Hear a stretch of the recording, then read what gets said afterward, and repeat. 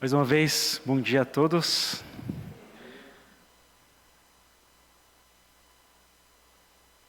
Possamos ser ministrados neste momento.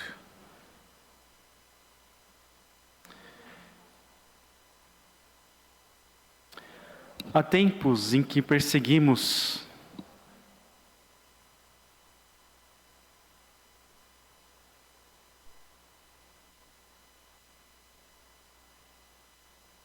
agora tá indo. Boa. De novo. Há tempos em que perseguimos algo durante um longo tempo. Poderia ser uma vaga na universidade desejada, passar no concurso público, uma promoção, um negócio, fazer um negócio vingar, ou poderia ser até a formação de uma família, um casamento, ter filhos, enviar os filhos para a faculdade, casá-los, ou até mesmo ter netos. Que eu acho que aqui ninguém está nessa fase ainda, mas em todos esses momentos de luta entre vitórias e derrotas, com esperanças e tentativas, chega um momento em que é o ponto de virada. Um ponto em que dizemos, consegui, ufa, que alívio, finalmente. Agora eu posso descansar, ou talvez agora que eu vou começar para valer. Para que esse ponto de virada realmente aconteça, para que faça valer todo esse tempo de espera, de angústia, de labuta, de lágrimas, é extremamente importante aproveitarmos a oportunidade que nos é posta bem naquele momento. Devemos estar preparados para receber, para encontrar a pessoa correta e em buscar a coisa certa. Do contrário, esse ponto de virada não ocorrerá. Poderíamos fazer uma analogia pueril com a espera da convocação da seleção brasileira para a Copa de 2026, né? O Neymar vai ou não vai, né? E apesar da polêmica, viu muitos brasileiros comemorando a menção do nome do maior artilheiro de todos os jogos da seleção brasileira, até os dias de hoje, até mais do que, dentro da seleção brasileira, até mais do que Pelé, né? Dos jogos da seleção. E foi uma comoção, né? Parecia um ensaio para o final da Copa do Mundo, assim, né? Se nós formos campeões, apesar de toda a polêmica. Mas o que eu queria dizer aqui é que maior comoção do que passou boa parte dos brasileiros manifestando e fazendo campanhas, pelo menos nas redes sociais, pela convocação do Neymar, essa mulher relatada por Lucas, que o presbítero Vitor leu, estava passando por uma longa, extenuante batalha. Essa mulher que sofria de uma hemorragia havia buscado incessantemente por cura. É possível ter uma noção de sua persistência e insistência, observando que ela havia gasto tudo o que tinha com médicos, com medicinas e tratamentos. Fico imaginando ela procurando os médicos renomados da região, profissionais que investigaram com todo o conhecimento disponível em suas mãos naquela época, para procurar a causa da hemorragia e, por conseguinte, atrás da cura da mesma. E o Talmud, ele menciona, por exemplo, 11 maneiras de tratamento para hemorragia.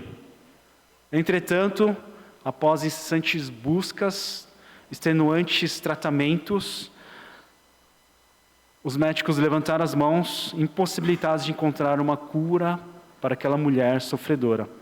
Em contrapartida, ao invés da mulher ser curada e melhorar e restaurar o vigor, ela estava padecendo cada vez mais e mais e mais. Fico imaginando o pensamento dessa mulher vendo os seus recursos acabando.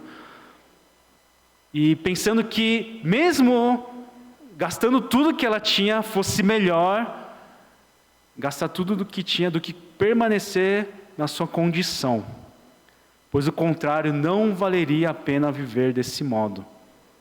Uma mulher batalhadora, uma mulher guerreira, uma mulher valente. Pois uma mulher que sofria de hemorragia, sofria com a perda da sua vitalidade e vigor. Ia ficando cada vez mais anêmica. Sofria com a eventual limitação de atividades que poderia realizar. Não só isso, mas sofria pois se encontrava impura socialmente, cerimonialmente, e até mesmo em âmbitos conjugais, né? Não sabemos se ela era casada ou não, mas de acordo com as leis de Moisés, ela estava impossibilitada de realizar todas essas coisas. Em Levítico 15, 19, diz assim: quando uma mulher tiver fluxo de sangue que sai do corpo, a impureza da sua menstruação durará 7 dias, e quem nela tocar ficará impuro até a tarde. Numa menstruação, a gente sabe que tem o começo, o meio e o fim, né? E geralmente os sintomas vêm, né? Com, né, a forte personalidade, mudança de humor e tudo mais. Mas a gente sabe que tem uma data que isso vai terminar. No caso dessa mulher, esse fluxo de sangue foi contínuo, né? E durou por anos e anos.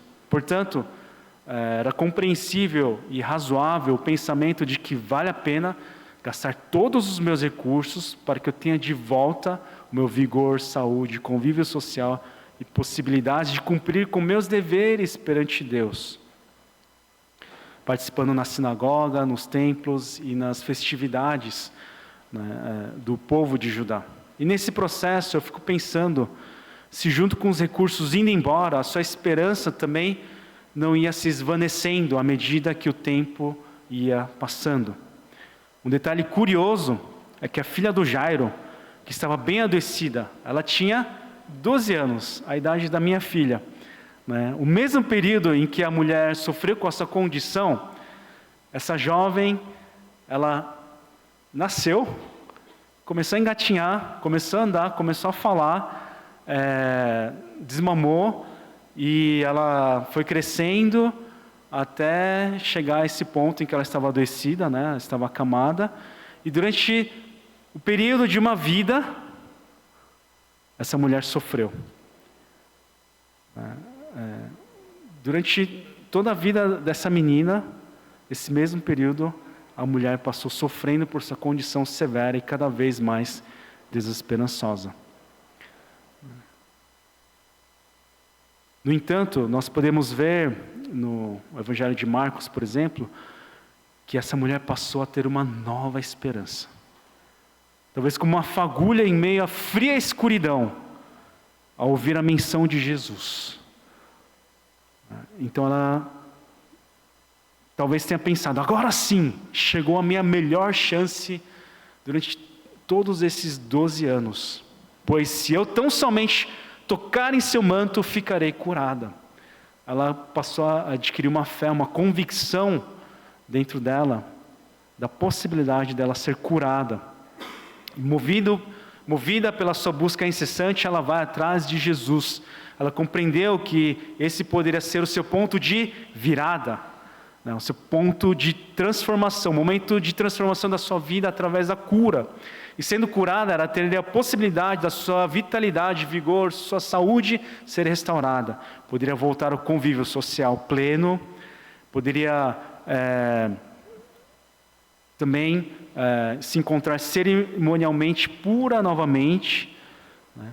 E apesar de receios e medo, apesar da sua provável fraqueza, da sua saúde debilitada, ela enfrenta a multidão aglomerada ao redor de Jesus e se aproxima de Jesus.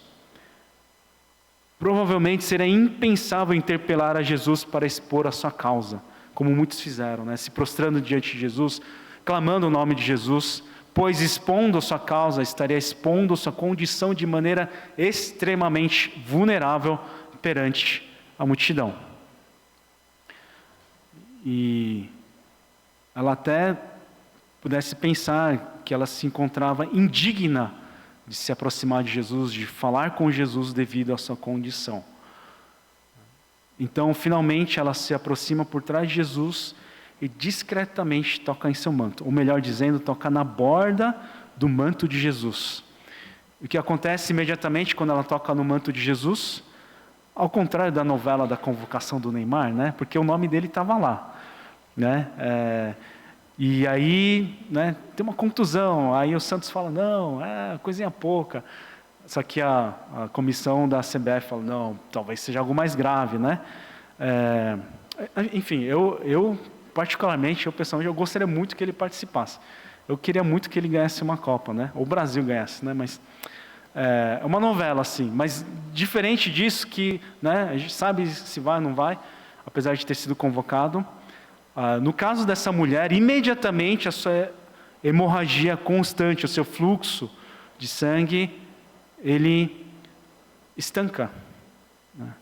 Isso que acompanhara ela por mais de uma década, ou se preferir, durante toda a vida da jovem filha de Jairo, né? Parou. Ela foi curada imediatamente.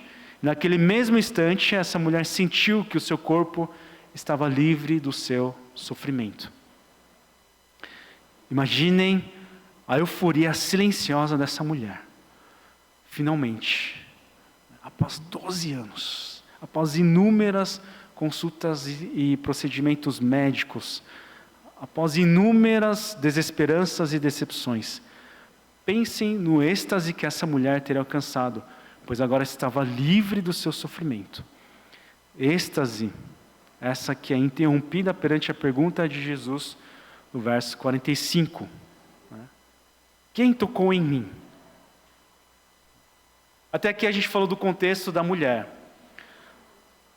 A gente falou de toda essa angústia e busca dessa mulher.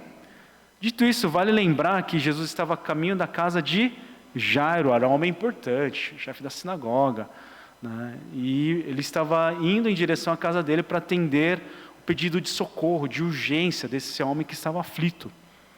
Entretanto, Jesus ele é como que interrompido neste momento. E ele para o caminhar. Imagina, Jesus indo para a casa de Jairo, acompanhado dos discípulos, acompanhado da multidão aglomerada, mas ele para, ele interrompe o que está fazendo, ele pergunta: quem tocou em mim? Nesse momento, Pedro, com toda a sua elegância, toda a sua magnânima sabedoria, ele diz: mestre, a multidão se aglomera e te comprime. Tipo, o que você está perguntando, Jesus? É bem nesse tom. E os discípulos fazem coro: vês a multidão aglomerada ao teu redor e ainda perguntas: quem tocou em mim? Jesus, que tipo de pergunta é essa? Como assim? Ó a multidão aqui, né? Os fanboys, né, de Jesus, os armies, o pessoal curioso e tudo mais, indo atrás de Jesus, um empurrando o outro, encostando. É tipo o metrô da Sé, né, às 6 horas da tarde, assim. E aí os discípulos, Jesus, né? E o que acontece? O Pedro e os demais discípulos, né, lógico, eles não estão entendendo o que está acontecendo, eles são insensíveis e eles até são displicentes com o Senhor. Porém, Jesus, ele insiste: alguém tocou em mim e eu sei que de mim saiu o poder. Essas palavras,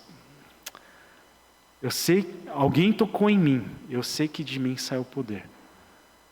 Ele entende que não foi um toque físico, mas alguém se aproximou de Jesus com intencionalidade, com propósito, com fé, né, com humildade. E nesse momento em que essa mulher tocou, não é nem que tocou em Jesus, tocou na borda do manto de Jesus, e dele sai poder. Em grego é dynamin excelelutian, né? É algo parecido assim. Se você não entendeu, é porque eu estou falando grego, literalmente. Mas de mim saiu o poder, que quer dizer que o poder foi expelido, né? Saiu dele, né? Foi transmitido, né? E Jesus, ele reconhece que alguém o havia tocado com intenção, com fé, com esperança. Ele está ciente que dele saiu o poder. E aí o que eu gostaria de mencionar é que Jesus é intencional em vir ao nosso encontro quando buscamos. Olha só que interessante o movimento. Ela foi até Jesus, ela tocou na borda de Jesus, né, com uma fé imperfeita, mas ela tinha uma determinação, ela tinha uma convicção de que ela poderia ser curada. Sai o poder de Jesus, ela é curada instantaneamente, ela sente isso, e ela sorrateiramente, né, de acordo com o seu plano, ela sai discretamente, para não causar, para não se expor.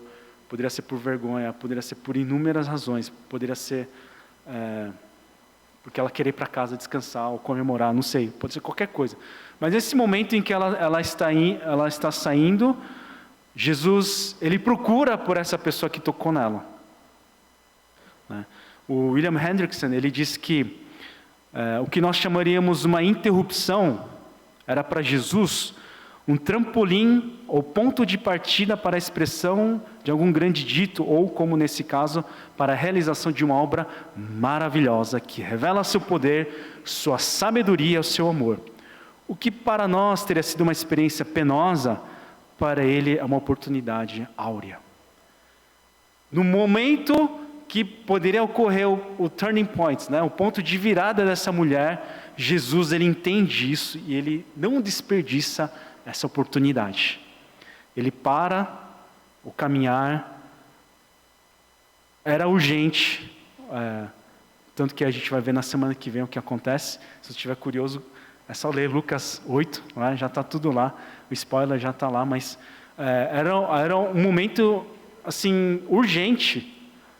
Era uma agenda de uma pessoa importante na comunidade, uma pessoa que talvez fosse um ponto central na vida de muitas pessoas, muitas famílias. Mas ele para ao encontro dessa mulher. Então Jesus, ele é intencional em vir ao nosso encontro quando o buscamos. E aí essa mulher que ela estava indo, se vocês observarem o verbo, ela volta, ela vem até Jesus. Então, o que eu queria dizer é, Jesus reconhece, ou seja, ele constata quando o buscamos. Ele toma por conhecimento, ele valida, ele entende isso, ele valoriza isso, ele vem ao nosso encontro. E o Senhor tem um propósito de nos livrar. Salmo 50:15 diz assim, vamos ler todos juntos? E clame a mim no dia da angústia, eu o livrarei e você me honrará. O salmista, quando ele diz isso, ele está falando num contexto de adoração, num contexto de adorar ao Senhor. E ele diz assim, e quando clamar a mim, ou quando clamar a Deus, no dia da angústia, Deus o livrará e nós honraremos a Ele. Esse é o propósito do nosso Senhor. Então Jesus, a gente vê que Jesus, ele tinha essa intencionalidade, na maneira em que ele age, na maneira que ele procura essa pessoa que o tocou, na maneira que ele fala com essa pessoa. O Senhor, ele tem um propósito de nos livrar. Mateus 8:17 diz assim, vamos ler todos juntos também? E assim se cumpriu o que fora dito pelo profeta Isaías. Ele tomou sobre si as nossas enfermidades e sobre si levou as nossas doenças. Está citando Isaías 53. Ela fala que ele sofreu o nosso sofrimento, ele foi traspassado, ele se fez maldição por nós, ele tomou sobre si a nossa angústia, a nossa dor, para que nós fôssemos sarados. Ele pagou o preço por isso. Ou nessa ocasião, em Lucas 8, ele viria a pagar o preço para que tudo isso ocorresse. E aí eu gostaria de atentar para o fato de que agora quem está buscando é Jesus. Ele busca pela pessoa que o tocou e por quem dele havia saído o poder. Ele vai atrás da pessoa que o buscara. Então, ela veio tremendo e prostra-se aos pés de Jesus. Ela que estava de saída, queria sair de fininho. Ela não podendo mais preservar a sua discrição, pois ela havia sido descoberta, ou melhor dizendo, encontrada por Jesus. E ela, tremendo, se prostra aos pés de Jesus.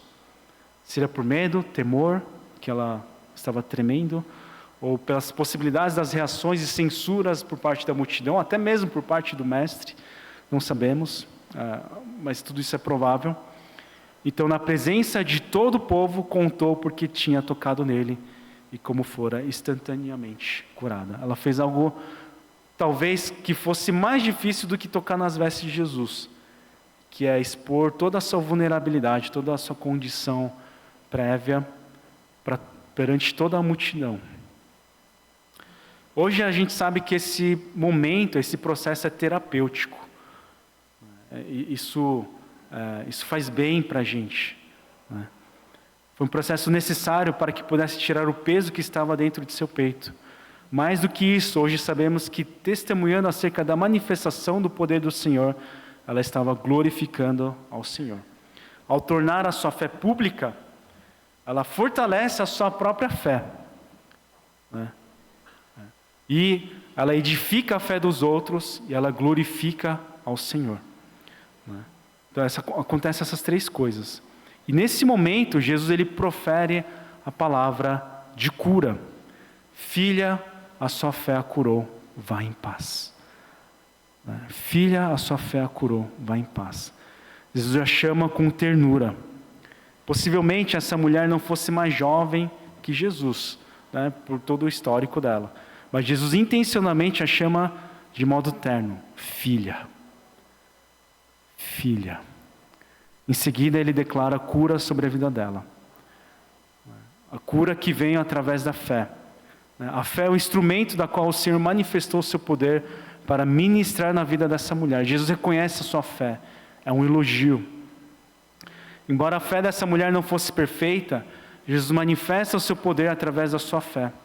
A cura não é somente física, mas de alma também. Jesus expressa de modo explícito que a vê, que a enxerga, quando a chama de filha, de filho. Quando ele nos chama de filho, ele está dizendo isso. Eu olho para você, eu vejo você. Os meus filhos, quando eles querem falar uma coisa para mim, eles têm o costume de chamar, né? Pai, pai. Aí eu respondo, filho. Aí eles falam. Se eu não falar filho, eles não falam. Ficam chamando, pai, pai, pai, pai. Porque eles querem ser vistos, né? Eles querem saber que eu estou ouvindo, que eu estou dando atenção a eles. E o Senhor, ele faz isso conosco. Ele mostra, né? O Senhor, ele faz questão de falar com essa mulher.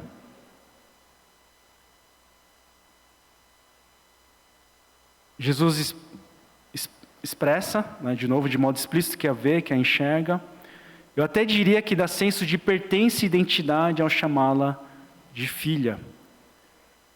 Ela que estava separada do convívio social pleno, ela que estava impossibilitada do relacionamento conjugal, ela que estava impossibilitada de adorar ao Senhor no templo, de ir à sinagoga, de participar nas festas judaicas. Jesus dá senso de pertença a ela, filha. A sua fé a curou. E faz isso reconhecendo a sua confiança, embora de modo imperfeito, depositado em Jesus. Então o que Jesus faz? Através da sua palavra, Jesus ministra o coração da mulher. Através da sua palavra, Jesus a restaura perante a sociedade. Através da sua palavra, Jesus a restaura em sua vida piedosa, de adoração. Através da sua palavra, Jesus a envia em paz. Vá em paz. Jesus a envia para que ela não tenha mais angústia, para que ela tenha um descanso, para que ela possa desfrutar mais uma vez da sua saúde, do seu vigor, que ela possa desfrutar da graça de Deus concedida à vida dela, a manifestação do seu poder. Concluindo, busquemos ao Senhor pela fé. Se a gente for pensar que havia literalmente uma multidão aglomerada ao redor de Jesus, naquele empurra-empurra, naquele espreme, muitos provavelmente até teriam encostado em Jesus, porém ninguém havia tocado a ele como essa mulher tocou, quando ela tocou na borda de seu manto. Ela foi com humildade, determinação, fé, propósito e intencionalidade atrás de Jesus. Que a gente possa buscar ao Senhor pela fé, mesmo que essa fé seja imperfeita. A gente está preparando para o batismo. Algumas vezes eu encontrei pessoas dizendo, pastor, acho que eu não estou pronto para ser batizado. Eu não sei se eu sou digno de ser batizado. Aí o que eu digo é, se você pensa assim, então você é um forte candidato ao batismo.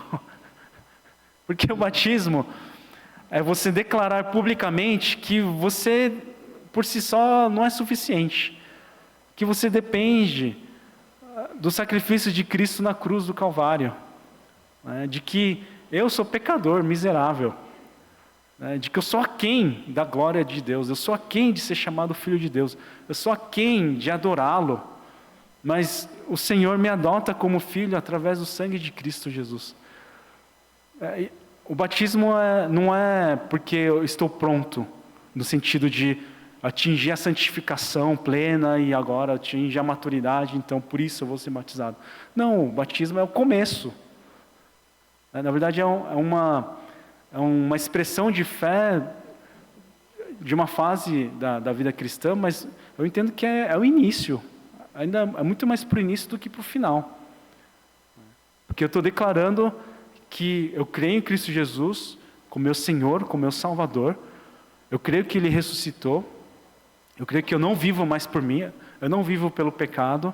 Eu não vivo mais para o mundo, mas eu vivo para o Senhor. O batismo é justamente isso. Né? E que eu vou viver dependendo da ação do Espírito Santo de Deus. Então não hesitemos em nos prostrar aos pés de Jesus e nos derramar prostrados aos pés de Jesus, de falar tudo para Ele, as angústias, as dores, falar para Jesus. Por mais que todo esse processo seja longevo, que a gente não hesite em ir aos pés de Jesus. Não tenha vergonha, não tenha constrangimento de ir aos pés de Jesus. Testemunhemos acerca da manifestação do poder de Deus, para a edificação mútua e para a glória de Deus. É interessante que, nesse processo, apesar da mulher ter uma fé imperfeita, ela vai até Jesus com uma certa convicção, com determinação, e quando o poder de Deus se manifesta na vida dela, quando ela é chamada, né, e ela conta o que aconteceu com ela, como Deus a curou de maneira instantânea e tudo mais, a fé dela é fortalecida à medida que ela fala.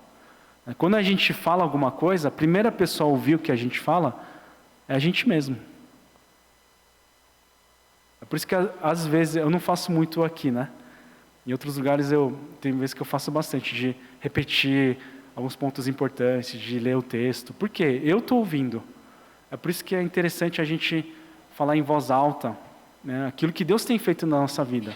Então a gente fala muitas besteiras, muitas piadas sem graça, de tiozão, né, Não, tudo bem, eu também eu confesso que eu faço muita piada, falo muita besteira, mas a gente precisa proferir da graça de Deus. A gente precisa compartilhar com as pessoas o que Deus tem feito na nossa vida, não por vaidade própria, porque eu quero ser validado, mas é para honrar e glorificar ao Senhor, porque através do compartilhar da minha dor, da minha fraqueza, o outro pode encontrar alento, pode encontrar acolhimento, encorajamento, consolo, através do meu compartilhar. Eu tenho uns momentos com alguns conselheiros que eu tenho, né, de compartilhar as minhas angústias, as minhas incertezas, as minhas dúvidas, meus questionamentos. E eu fico muito surpreso, porque não foram poucas as vezes em que esses homens mais maduros, mais vividos, com mais tempo de caminhada na fé, no ministério, eles abriram a sua própria fraqueza. O ponto de eu pensar, você também, cara, você com essa idade, você também está tendo esse tipo de problemas. Eu não falei isso, né? Mas por dentro eu fiquei, uau! Mas isso, para mim, isso não diminuía em nem um pouco a vida deles. Pelo contrário, eu pensava, poxa, ele está vivendo pela graça de Deus. Ele realmente está sendo sustentado pelo Espírito Santo de Deus. É o que eu quero também, é o que eu vou buscar também. Então, quando a gente compartilha a nossa fraqueza, né, que o poder de Deus, né, seja valorizado. O que fique seja a graça de Deus. E saibamos que a palavra de Jesus tem autoridade e poder para nos curar. Isso é muito importante. Ontem eu estava conversando com o Elinho, né? Ele é médico, né? Aí ele estava falando da experiência na residência, de que quando faz a prova oral, uma coisa que eles observam é se o médico, né, o candidato à residência, ele tem certeza, ele tem convicção naquilo que ele fala.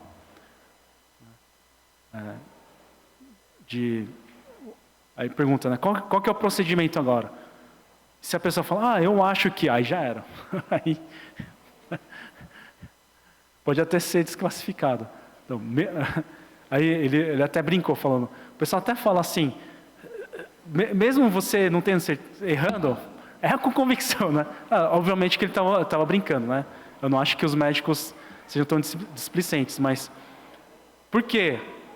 Porque mesmo que o médico esteja dando o caminho para a salvação da pessoa, se ele falar sem convicção, o paciente não vai obedecer ao médico, né?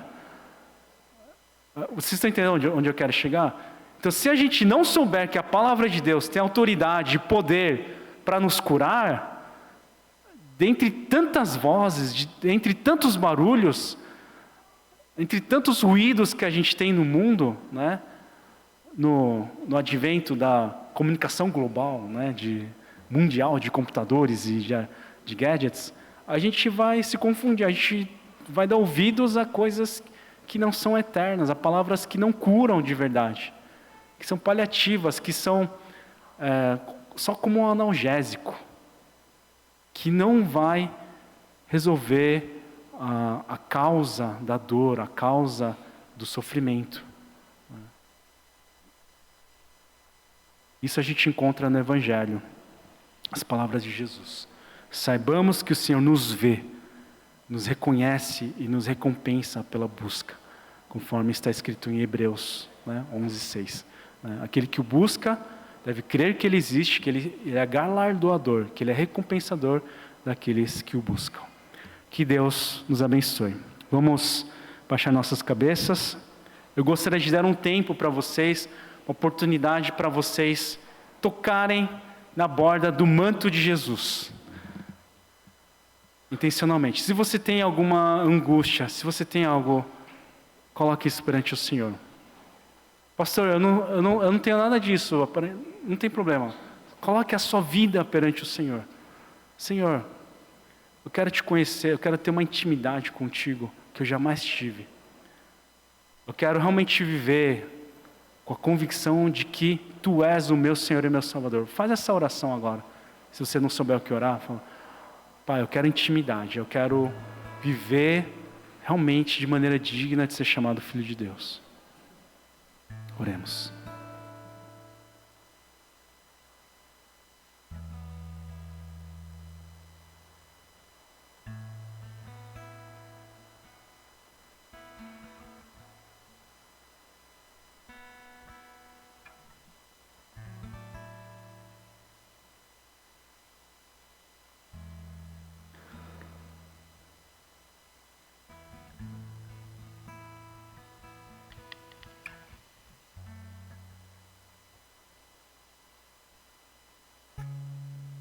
Não perca a oportunidade do ponto da virada na sua vida.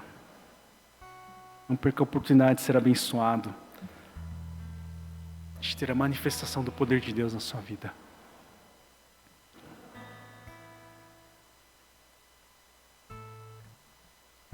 Não sejamos como a multidão, mas que sejamos como a mulher que foi curada.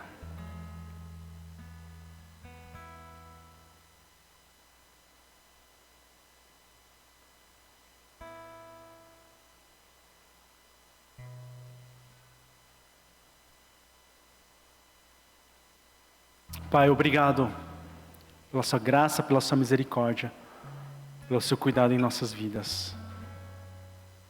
Que nós possamos ouvir o Senhor nos chamando de filhos, de filhas. Que nós possamos nos prostrar diante do Senhor nos derramar diante do Senhor. Traz cura aos nossos corações.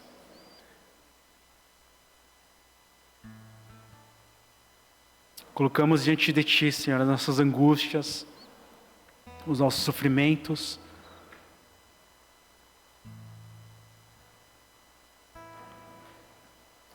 Que o Senhor ministre as nossas vidas. Se assim for do Seu desejo, nos traz cura, Senhor. Nos cura completamente, nos traz livramento completamente, Senhor. Para a Tua honra e para a Tua glória, Senhor. Que a gente não tenha medo, que a gente não tenha vergonha de testemunhar acerca da manifestação do poder de Deus. Que sejamos testemunhas vivas do nosso Senhor Jesus Cristo. Assim nós oramos em nome de Jesus. Amém.